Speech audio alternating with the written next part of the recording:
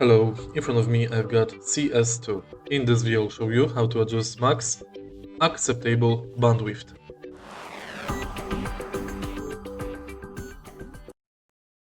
In the beginning, let's go to settings of the game and next go to game. Here you can set max acceptable game traffic bandwidth.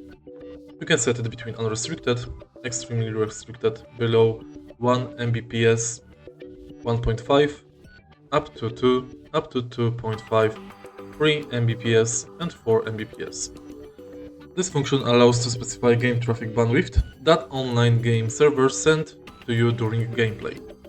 Lower bandwidth rate setting can help avoid packet loss if your internet service provider or routers drop network packets. If you find this video helpful, please leave like, comment and subscribe.